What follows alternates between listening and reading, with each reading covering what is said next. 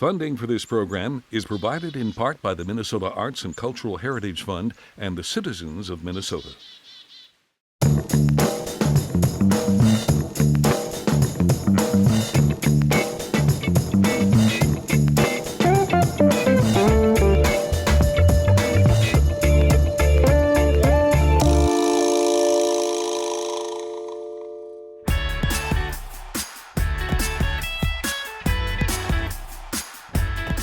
I'm Danielle with KSMQ, Our Town Podcast. This is a podcast that talks about Rochester, everything and all the happenings going on across this fine city.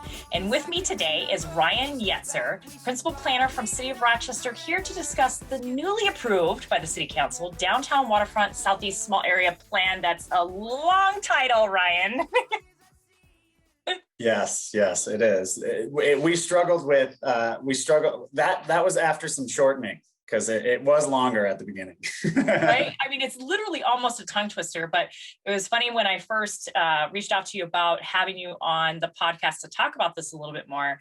I had said it wrong and you're like, well, actually it's this. And I'm like, oh, okay. So it's good to know that is it, but for short, we'll call it Small Area Plan. Sure. Okay, sounds cool. Great. All right. So Ryan, go ahead and tell us a little bit more about yourself, how you ended up in Rochester and how you got this project. Sure. Yeah. So as you said, my name is Ryan Yetzer. I actually am just transitioning roles. I was the principal planner, which is how I landed on this project. I am transitioning into the interim deputy director of community development. I got here. I'm originally from Rochester, born and raised here. I went to John Marshall High School. And I not met you yet. And congratulations on your promotion. That's really cool. Thank you. Yeah. So after high school, I went to school at St. Cloud State, worked for the state of Minnesota in Minneapolis after school for a couple of years, and then transitioned back down to Rochester, where I always hoped to end up. How I landed on this particular project, this came out of, well, frankly, the discussion started, you may remember back, there was discussion of a park and ride being located on the Kmart site.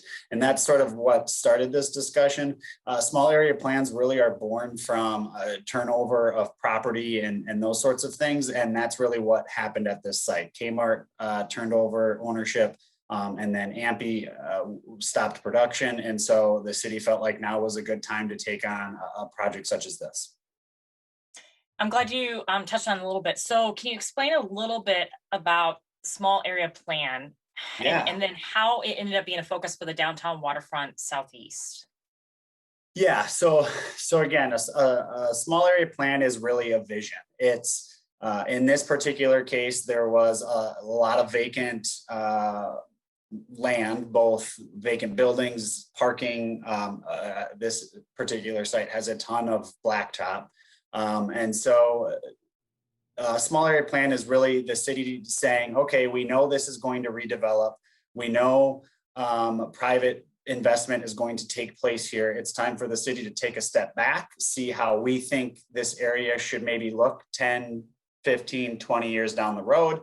Where should the city be investing in infrastructure such as roads, such as stormwater management, those sorts of things, because rather than development coming piecemeal, it makes more sense for the city to have sort of a vision in place and to be prepared for how the area may redevelop over those 10, 15, 20 years. Okay, and can you talk a little bit about like where exactly this Downtown Waterfront Southeast, what does that all include? And we will try to get it up on our video too, so that people can kind of see the map. Yeah, absolutely. So the name Downtown Waterfront Southeast actually comes from, well, the name Downtown Waterfront actually comes from the Destination Medical Center plan. So in the Destination Medical Center plan, they have sub-districts, some that many may have heard of, Discovery Walk, Discovery Square, the heart of the city around the Peace Plaza area. Well, Downtown Waterfront was another one of those areas. And this is the southeast portion of that area. So that's how the name was sort of born. We wanted to have cohesion with the other plans that already exist. The area, the boundary of the plan on the north side is 4th Street Southeast, so just south of the Government Center. On the south side is 9.5 Street Southeast, so 1 block south of the Kmart site. On the east side is 3rd Avenue, and on the west side is Broadway. So it creates a nice rectangle that's sort of bounded by Broadway and the Zumbro River on the west side. Okay, I'm glad you gave landmarks, because giving me streets means nothing. And I'm sure there are some listeners and viewers out there that were like, Yeah. okay, give me something tangible here. So, okay, that makes sense. So it's a rectangle. And then what is the vision? Because, or actually, let's reverse back a little bit. What was approved at the city council? And then what is the vision for this? Sure. So actually, I will answer the second question first. Okay. And I'm gonna look away because I'm gonna read off exactly what our vision Okay, statement that's all was good. here. The vision for this plan was a mixed-use historic warehouse district that embraces economic, social, and environmental health in an urban environment that includes thriving local businesses, a variety of housing options, riverfront activation, and inviting public spaces. I realize there's a lot to unpack there, Right. but really the vision for this area is what you could consider an urban style development, an urban mixed use with that includes restaurants, includes housing, includes business. The plan includes like a medical tech district, which of course, being located with the Mayo Clinic makes a lot of sense. The AMPI building, we believe, can be reused and restored. And so this plan includes a warehouse district, which Rochester does not have any of those historic warehousey type districts. And so the plan includes that. So the vision is, again, it's a large area. It's 60+ acres. And those of us who have been in Rochester a long time, you drive by that AMPI site on Broadway and you don't realize how large it is. But 60 acres is a big area. And so this plan really includes a whole mix of things. Will this impact Silver Lake at all? No. Okay, completely not in that area. Okay. Right. Other side of downtown. Other side. See, that's why I need landmarks. Well, I only mentioned that because that's been a hot topic lately too. So it is, yeah, but that's a different. It's a different area. Okay, well, good. Then we help clarify. It has nothing to do with Silver Lake. Right. How will this impact the community?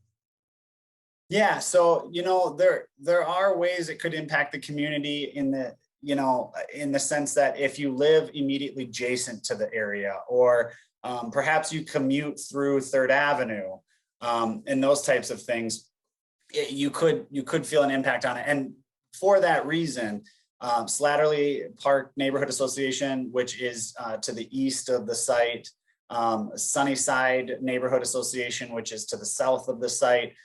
So those are the two neighborhoods that immediately are adjacent to the site. We're part of our project committee on this project. So we met monthly with them. They helped select the consultant. They helped write the RFP for this, request for proposals, what RFP stands for. And they were part of the team in creating this plan. And so we really wanted to have that neighborhood vision of this because it may affect those residents, and we hope it affects them in a positive way. We hope it creates retail centers for them to shop, or restaurants for them to enjoy along the riverfront. So it could impact in that way. For folks who live far away from the plan, we hope it creates a destination. We hope it creates a place that people want to go to, for a night out for dinner or whatever, however the site ends up redeveloping. So that's really how the impact I see it having over time. And what is being determined or has been determined what is going to go on these sites and in the warehouse, area and all that stuff? Yeah, so the market will decide a lot of that. We as city planners will set some land uses, and so we set and when I say land uses, saying things like commercial or mixed use or something like that. We're not gonna pigeonhole it into this has to be a restaurant or this has to be a grocery store or a convenience store. We really let the market kind of decide that. We set general land uses, we set zoning for the market to work within, but then ultimately the market fills that space. And so I don't know that we can pigeonhole it that tight, other than to say we think it'll be mixed use with housing, commercial, office, all those sorts of things. Okay, and I was going to ask, because some people may not know what mixed use means. Yeah. What exactly does that mean? Yeah, when I say mixed use, I mean, again, I'm going to use similar words again, but housing and commercial and retail and office all coexisting. And so, you know, if you drive out to a neighborhood, I'm not thinking of one off the top of my head. Drive out to Hart Farm or something. There's not mixed use out there, right? There's just houses. Okay. You drive to Target North. There's not a ton of mixed use. It's all commercial, right? So mixed use is housing is more of like what we have downtown. Housing and restaurants and offices and, you know, go on, all coexisting. What is the timeline to get this plan moving? Sure. So the plan was actually adopted on Monday night. So what was that? Monday the 19th. And so it was adopted with a 7-0 vote by the city council. So that was pretty awesome. And so now we have a vision for the area. So now's when what we're saying in our office anyways, when the real work starts, right? So we have the vision, and now the next step is to implement the plan, which will take years. For a common misconception is that, you know, something's going to change tomorrow. The plan got adopted Monday. Next Monday, we'll see something new. That's not really going to be how it works. We've sent a message to the market through the plan of saying, here's what we think this area should redevelop as. So that'll take some time to kind of work its way through. There are aspects of the plan that fall more on the city side, such as the infrastructure that I talked about earlier, roads. The plan does include show a 6th Street bridge. A 6th Street bridge does not exist today. And so if you are driving down Broadway South, where the fire station is, if you look right across the Zumbro River, that could link up to 6th Street on the other side. So we're showing a bridge there that doesn't exist. And so the staff, looking into what could a bridge look like there. Right now, we just drew a line over the water, but what does that bridge actually look like? How would we fund something like that? Those sorts of things are what the city staff are going to do while the market sorts out and reacts to what we adopted. And then over time, things will change, but it'll take some time. For more information about this story and other Our Town features, connect with us on Facebook, Twitter at KSMQ #OurTown, or ksmq.org/OurTown.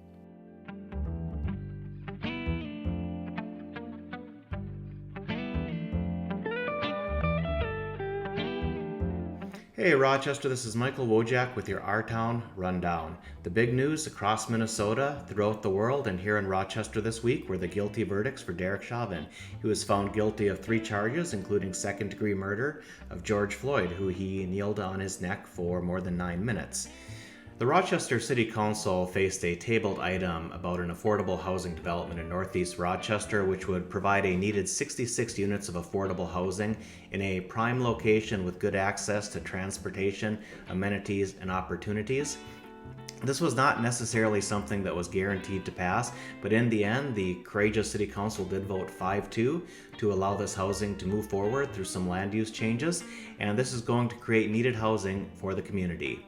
Like to send out some congratulations. First of all, congratulations to Abigail Sievers, who won the t-shirt design contest for the 2021 Pride Fest, and that is going to be held on September 25th. More details to come. Additionally, congratulations to Rochester's own Rochester Grizzlies, who made it to the finals of the Fraser Cup before falling. I've come in second place before, and I know it's still an accomplishment to be there. It was a great run for a relatively new team, and we look forward to supporting them in the future. Rochester Earthfest activities will be taking place this Friday from 5 to 8 p.m. at Grey Duck Theater here in Rochester. Additionally, this is the last week to take your kids and go see Tomato Plant Girl at the Rochester Civic Theater. You don't want to miss out on this. Your kids are really going to enjoy it. Finally, Here in Rochester, we are privileged to have a number of Black and minority-owned businesses, and one of them close to my house that I really enjoy is Jersey's Joe's. One of the things that you can get there is a Philly cheesesteak sandwich. I like to get it with the mushrooms and peppers, easy on the onions. I recommend you give it a try. It's easily accessible from the St. Mary site. Thank you for watching. This is a little bit of what's going on in Rochester this week. Okay, so you put a kind of a call to action and Yes. send out notices Sure. letting, businesses, organizations, people know that there's an opportunity here. And then who receives that and then how is that decision made that they can move on redeveloping an area? Well, so there's not, and I apologize if I led you down the wrong path. There's Oh, not a that's okay. there's not a physical message sent out. I'm Okay. saying we just sent a message by saying, here's the plan for the area. What will happen now, sort of behind the scenes, is landowners there that are interested in redevelopment. So we know that the Kmart site is interested. We know that the Ampy site is interested in redevelopment. They'll go out to their partners and say, "Hey, I've got this site here. Look at this pretty plan that the city just adopted. You could be a part of this." And if they choose to bring forward a redevelopment project, it would go through the city's review process. So sometimes that means at a staff level, sometimes it means it goes to city council. It really all depends on what is being brought forward. Yeah, you're right. That could take years, huh? Yes, it absolutely. And we set the vision as a 20-year vision. And so folks should not expect to wake up tomorrow and see something different. It'll take a while.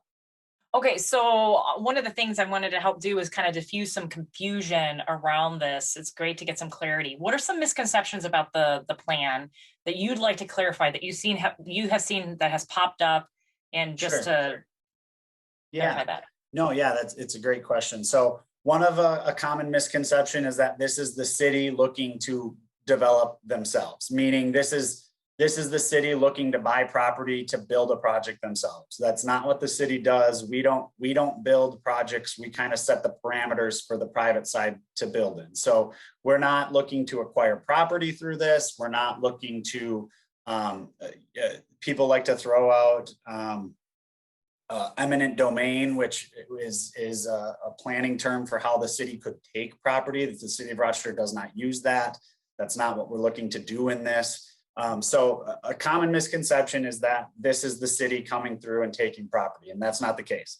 Another common misconception is that the city will force you to sell your property to somebody. That's not what we're looking to do. A property will only redevelop if the owner of that property chooses to redevelop it. So those are probably the most common things. The last one I would throw out is what us in the city you call a CIP, which is a capital improvement program. This is not a CIP plan, meaning this did not sign the city up to building these roads. This did not spend any money in terms of physically giving us the okay to go spend money to build a bridge or anything like that. Any spending of money would have to go back through the process again. It's really just a vision. So those are some common misconceptions. That's really helpful. Why do you think the plan is so important to the community? Why do you think this is important? I think this is important. I would say this is a once in a lifetime, a once in a generation opportunity for a city. It's not, like I said, the area is just over 60 acres. It's not very common that 60 acres of land could be looked at right next to your downtown. We often say, well, our only green fields, which means, prime free land for development, is on the edge of town. Well, not in this case. In this case, we have, and no, there's properties in there that won't redevelop for years and years and years. But we know for sure that the two biggest are looking to redevelop. And so it's an opportunity that doesn't come around very often to have as close to a clean slate for redevelopment as we have. And that's what I think excites the city council about it. How can people get involved to, be engaged, learn more, or at least give feedback? And I mean, I know that there was a study prior to that plan got approved, but is there anything that they can do now that the plan has been approved and a vision is in front of us? Yeah, so as I said, now the work begins. And so the way that the community can get involved is as we bring things forward, we will be looking for engagement on them. So for example, as we start thinking about what a 6th Street bridge could actually look like, what would the design be? Would it be for cars? Would it be just for bikes and pedestrians? Would it be 2 lanes? Would it be 4 lanes? Would it be landscaped? What would it look like? We would very much intend to have a very public process around that. And so that's probably the next major opportunity for folks to get involved. And we will certainly be reaching out to the community for that when that time comes of, hey, we had this bridge in a vision. Let's talk about what this could actually look like in reality. And I think, did you mention that transportation would be involved in this? You know, and there was that vision of having some sort of area dedicated to, you know, transportation enhancement, you know, from downtown to around Rochester. Yeah. Is that part of this? And, you know, is that being looked at as well? It's a really good question. So the rapid transit project, which is being done in coordination with Mayo and DMC in the city, that route currently is to go down 4th Street, loop around the government center and go back down out to 2nd Street, down to the Mayo West lot out on the west side of the downtown.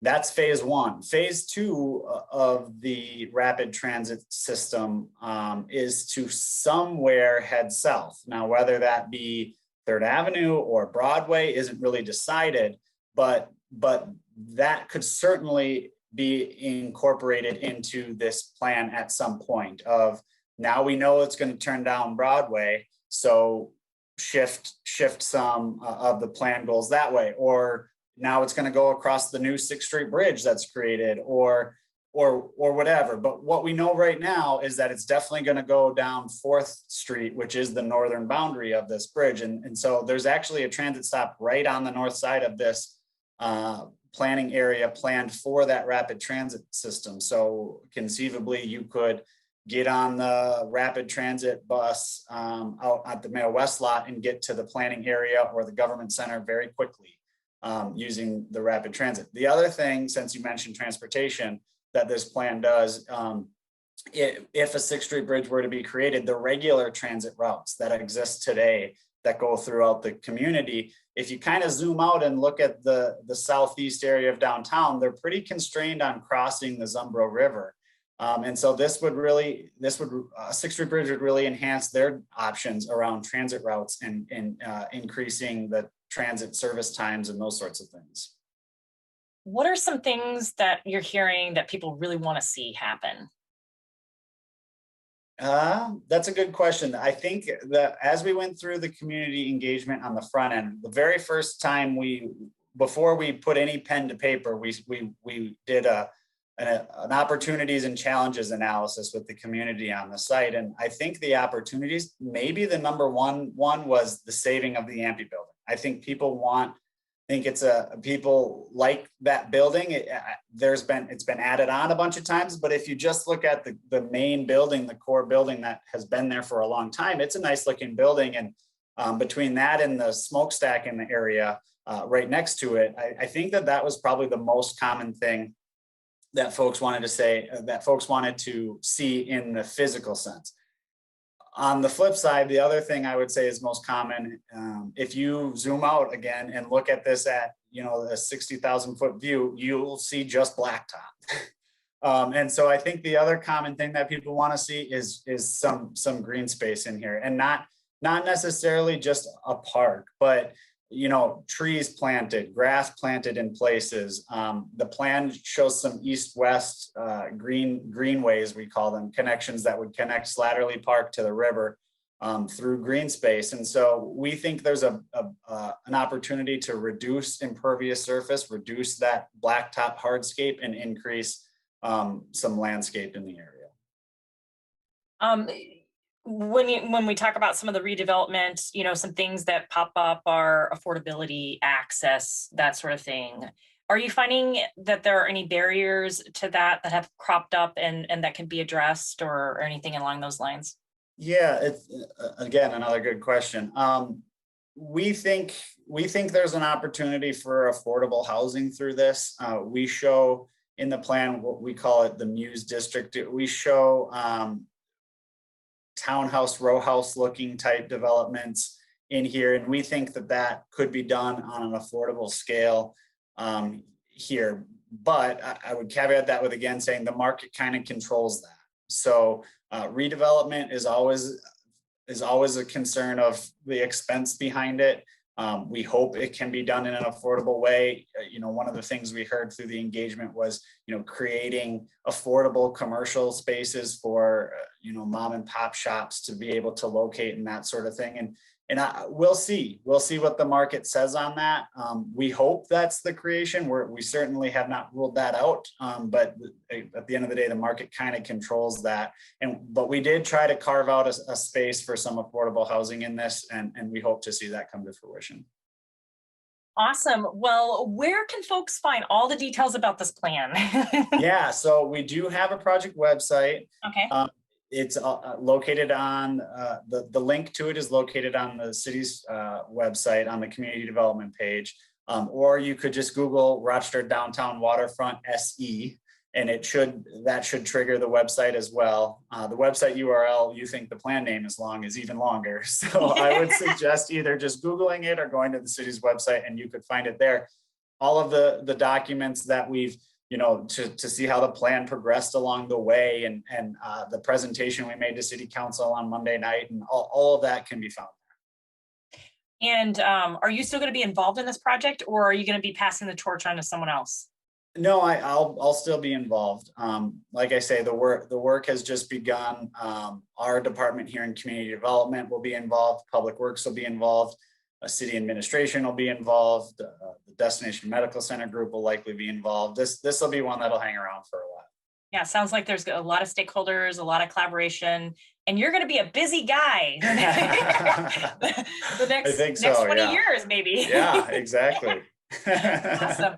Brian, thank you so much for being on the show. Thanks for sharing more about it, addressing any misconceptions, and then creating some clarity around this too. It's quite interesting, this vision and plan. I can't wait to learn more about it. I really appreciate you being on the show.